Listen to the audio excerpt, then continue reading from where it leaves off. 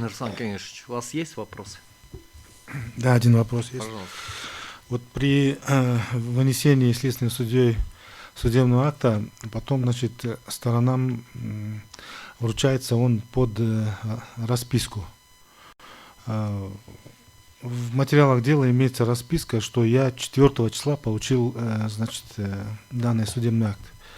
Вы считаете, вот 5-дневный срок пошел с какого времени? С момента, когда, значит, было получено под расписку, или с момента, как говорится, в норме вынесения?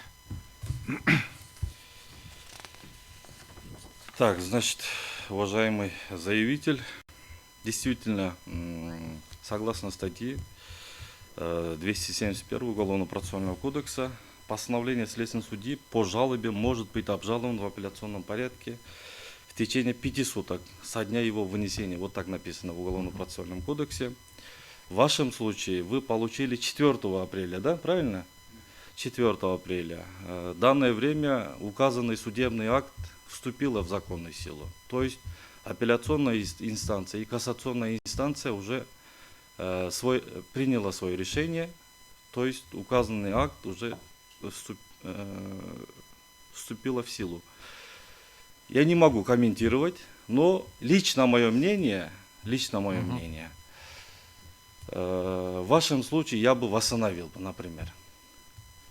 Следственный судья, вот суд и судебная коллегия только по особо сложным делам, согласно нормам Уголовно-процессуального кодекса, может выдать судебный акт в течение 5 суток.